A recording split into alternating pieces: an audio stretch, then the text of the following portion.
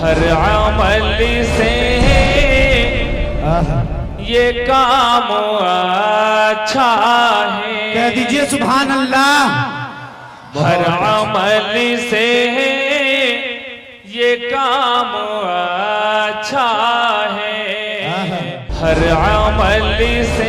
आइए तिलावत कलामुल्लाह और नाते रसूलुल्लाह सल्लल्लाहु अलैहि वसल्लम के बाद अब खिताब का सिलसिला शुरू हुआ चाहता है। और इस सिलसिले की सबसे पहली कड़ी हमारे बड़े मोहतरम मुअज़्ज़ज़ जनाब हज़रत मौलाना नूरुल्लाह साहब नदवी दामत बरकातुहुम जो मुदर्रिस मदरसा इस्लामिया मधेपुरा हैं, वो हमारे बीच तशरीफ़ रखते हैं। मैं हज़रत से गुजारिश करता हूँ कि हज़रत तशरीफ़ लाएँ और अपनी कीमती बातें हमारे बीच रखें। अल्हम्दुलिल्लाहि रब्बिल आलमीन वस्सलातु वस्सलामु अला सय्यिदिल मुरसलीन अम्मा बाद। क़ाल अल्लाहु तबारक व तआला अऊज़ु बिल्लाहि मिनश शैतानिर रजीम बिस्मिल्लाहिर रहमानिर रहीम। इक़रा बिस्मि रब्बिक अल्लज़ी खलक़ खलक़ल इंसाना मिन अलक़ इक़रा व रब्बुकल अकरम अल्लज़ी अल्लम बिल क़लम सदक़ल्लाहुल अज़ीम। वक़ाल अन्नबी सल्लल्लाहु अलैहि वसल्लम खैरुकुम मन तअल्लमल क़ुरआन व अल्लमह औ कमा क़ाल अलैहि सलातु व तस्लीम। स्टेज पर तशरीफ़ फरमा उलमाए किराम, हुफ़्फ़ाज़े इज़ाम और पिंडाल के अंदर मौजूद सामईन हज़रात, आज का ये प्रोग्राम तालीमी बेदारी की निस्बत पर रखा गया और इस प्रोग्राम की जिम्मेदारी जनाब हाफिज सदर आलम साहब बानी मदरसतुल बनात ने जिम्मेदारी ली है। मदरसे की निस्बत पर, तालीम की निस्बत पर ये प्रोग्राम आज इन्होंने अपने इदारे में करवाई है। अल्लाह तबारक व ताला जनाब हाफिज सदर आलम साहब की इस मेहनत को कबूल फरमाए, इस इदारे को हर तरह की तरक्की और मकबूलियत से नवाजे। तालीम ये बुनियादी चीज़ है। किसी भी कौम की तरक्की तालीम की बुनियाद पर सामने आती है। जो कौम भी तालीम से जुड़ी है, इल्म से उन्होंने अपना रिश्ता कायम किया है, उस कौम को दुनिया के अंदर पहचान मिली और तरक्की मिली है। इस्लाम के अंदर तालीम को बड़ी अहमियत दी गई है और इतनी बड़ी अहमियत है कि जब प्यारे आका मोहम्मद अरबी सल्लल्लाहु अलैहि वसल्लम पर कुरान के नुज़ूल की इब्तिदा हुई, तो जो सबसे पहली आयत नाजिल हुई उसमें पढ़ने के बारे में तालीम दी गई।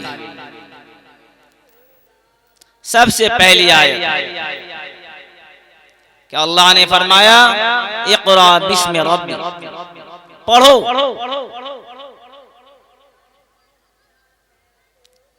इससे पता चलता है कि तालीम ये बुनियादी चीज़ है, हुसूल इल्म ये बुनियादी चीज़ है। जो भी इल्म से रिश्ता कायम करेगा, अल्लाह ऐसों को दुनिया के एतबार से भी तरक्की देगा और आखिरत के एतबार से भी तरक्की देगा। इल्म दो तरह के हैं, एक इल्म दीनी इल्म कहलाता है और एक दुनियावी इल्म कहलाता है। यानी एक उलूम दीनिया और दूसरा उलूम असरिया। दोनों इल्म है, अलबत्ता दोनों का जब तकाबुली मुआज़ना किया जाए तो दीनी उलूम का दर्जा बढ़ जाता है। लेकिन कभी कभी दुनियावी उलूम भी अपनी जरूरत और अहमियत को दुनिया के सामने ज्यादा ताकत के साथ पेश करता है कि इल्म दीन का हासिल करना हर मुसलमान के लिए फर्ज है। इतना इल्म दीन का हासिल करना जिससे अल्लाह की पहचान हो जाए, नबी की पहचान हो जाए, शरीयत की पहचान हो जाए, हलाल और हराम की पहचान हो जाए, ये फर्ज आइन है, हर मुसलमान के लिए जरूरी है। अगर हम इसमें कमी करते हैं तो हम अल्लाह की निगाह में मुजरिम होंगे। जब तक हम तालीम के लिए लोगों को बेदार नहीं करेंगे, तरक्की की तरफ नहीं बढ़ सकता है। और ये उलूम, चाहे उलूम असरिया हो या उलूम दीनिया, एक ऐसी चीज है जिन्होंने भी इससे अपना रिश्ता जोड़ा है, अल्लाह ने उनको तरक्की दी है। अपने गांव के अंदर बकरी चराया करता है और गर्मी का मौसम और बकरियों की जो है निगरानी एक बड़ी मुश्किल चीज, धूप में बेचारा बकरियों को चराया करता था, बहुत परेशान रहता था, पानी भी सही से नहीं मिलता। खैरियत पूछी, कहा कि दोस्त आप किस हालत में हो? कहा कि दोस्त मैं तो अभी बहुत परेशानी की हालत में हूं, वक्त पे न खाना मिलता न पानी मिलता। उसने कहा कि आपकी क्या खैरियत है? कहा कि खाने पीने का नज्म है,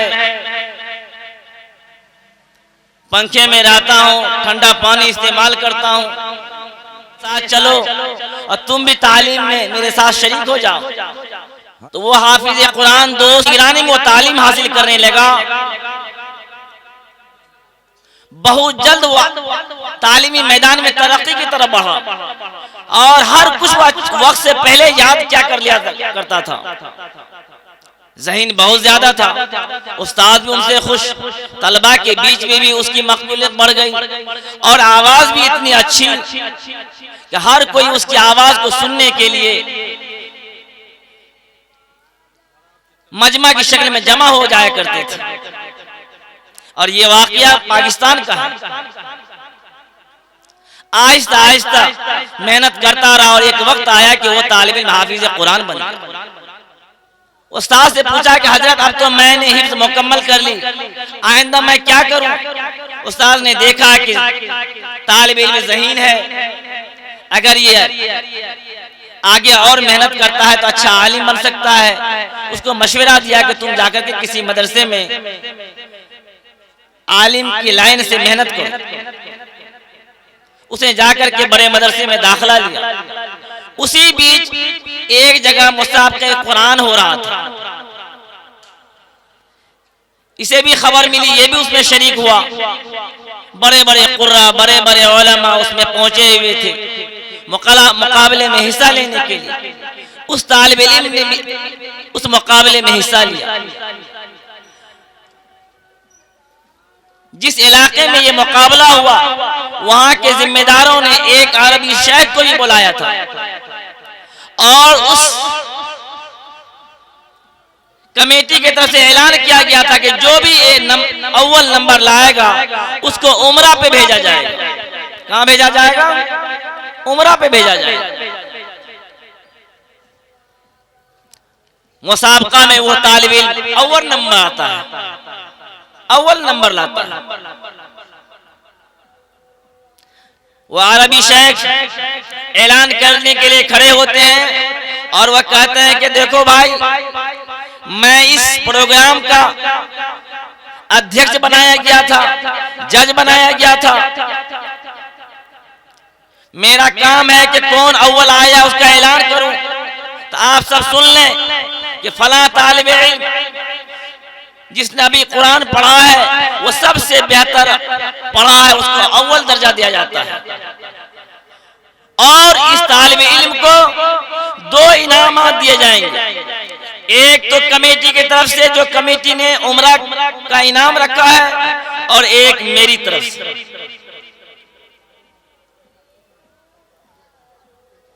और उसी मजलिस में उम्रा का वीजा उस तालिब इल्म के हाथ में दे दिया और कहा कि सुने, दूसरा इनाम मैं दूंगा अपनी तरफ से। कौन कह रहे हैं? इब्नुला, वो अरबी शेख जो सऊदी से आए गए थे, उन्होंने कहा कि दूसरा इनाम मैं दूंगा। अब लोग इंतजार कर रहे हैं कि अरबी शेख क्या ऐलान करेंगे। उस अरबी शेख ने कहा कि मैं मक्का मुकर्रमा का रहने वाला हूं, मैं प्रोग्राम की निस्बत पर आया था, लेकिन इस बच्चे ने जो पढ़ा मेरा दिल खुश हो गया है। और मैं जब घर से निकल रहा था तो मेरी एक जवान उम्र लड़की है, उसने मुझे इजाजत दे दी कि अब्बा जहां आप शादी करेंगे मैं उस पर राजी हूँ। गोया कि मुझे वो इजाजत दे करके भेजी है।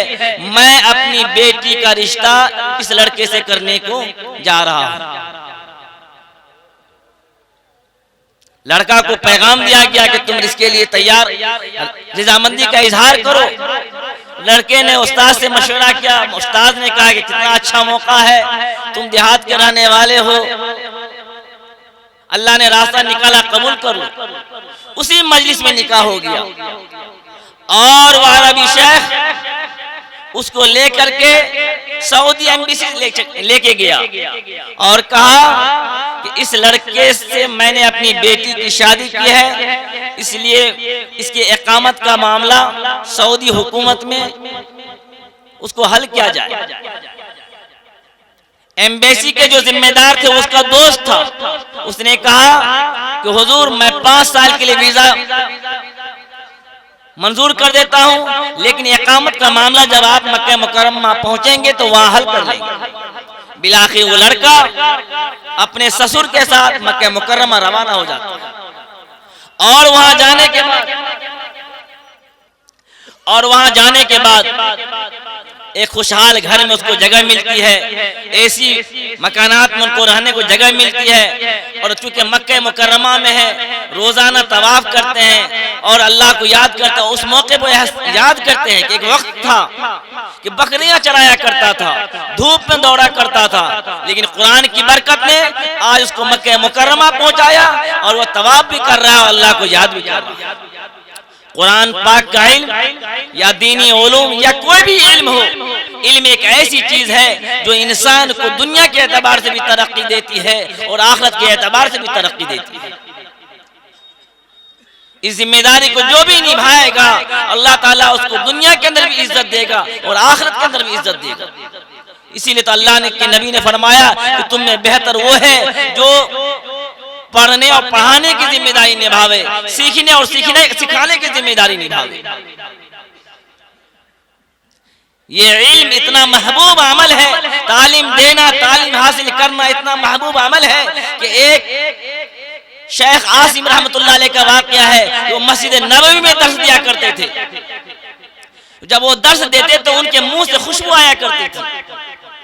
तलबा ने कहा कि हजरत आपके मुंह से खुशबू आती है, क्या मामला है? कहा कोई ऐसी बात नहीं है, मैं ना खुशबू लगाता हूँ ना कोई ऐसी चीज खाता हूँ कि जिसकी वजह से खुशबू आ रही हो, मुझे खुद खबर नहीं, मुझे पता भी नहीं। एक तालिब इल्म हजरत के पीछे पड़ गया, हजरत क्या मामला है कि आपके मुंह से खुशबू आ रही है?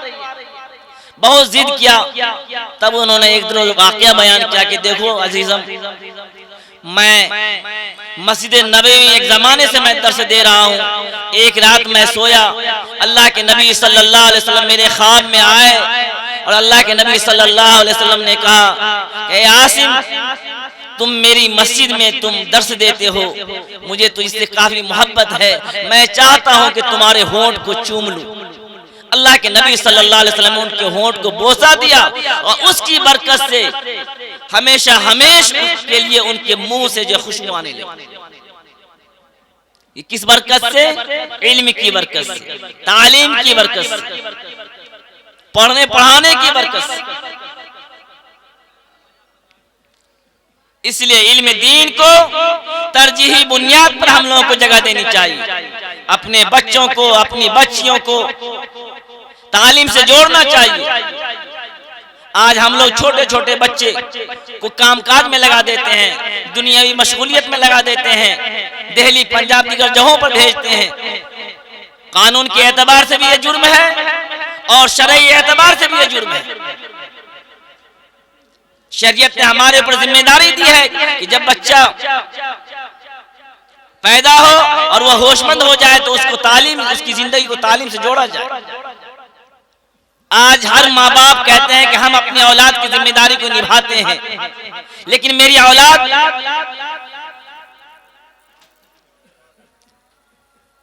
उस चीज को समझती नहीं और वो हमारे लिए हालात बन जाते हैं, वो हमारे लिए मुसीबत बन जाते हैं। लेकिन हकीकत ये है कि जब इंसान अपनी औलाद के सिलसिले में सही जिम्मेदारी निभावे, जो जिम्मेदारी अल्लाह के नबी की तरफ से दी गई है, कभी हमारे घर के हालात नहीं बिगड़ेंगे, हमारे बच्चों की जिंदगी नहीं बिगड़ेंगी। आज वालिदैन औलाद के बारे में बड़ी बड़ी बातें करते हैं, बड़ी बड़ी जिम्मेदारी निभाने की बातें करते हैं, लेकिन हकीकत में जो शरीयत ने जिम्मेदारी दी है उस जिम्मेदारी पर जरा भी ध्यान नहीं देते। शरीयत ने हल्की जिम्मेदारी दी है। औलाद के लिए शरीयत ने सिर्फ 3 जिम्मेदारी दी है कि माँ बाप के ऊपर औलाद का सिर्फ 3 हक है। वो 3 हक माँ बाप अदा कर दे, बच्चों की जिंदगी बदल जाएगी। दुनिया के एतबार से भी अल्लाह रब्बुल इज्जत उनके हालात को संवार देंगे और दुनिया में भी उनको इज्जत मिलेगी, आखिरत में भी कामयाबी।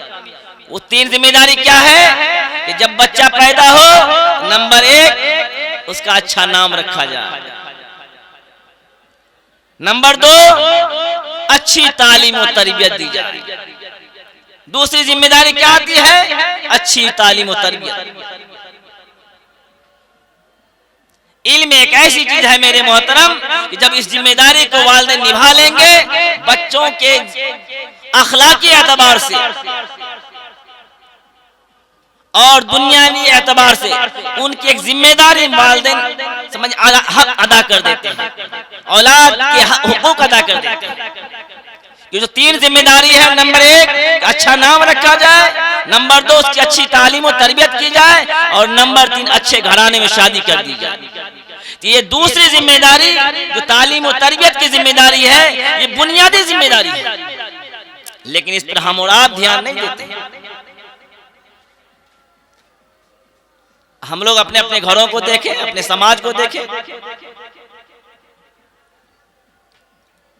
तो जब तक हम तालीम से नहीं जुड़ेंगे, तालीम को नहीं अपनाएंगे, अपने बच्चों की फिक्र नहीं करेंगे, अपनी बच्चों की फिक्र नहीं करेंगे, उस वक्त तक हमें अच्छे नताइज की उम्मीद नहीं की जा सकती हम लोगों के बारे में।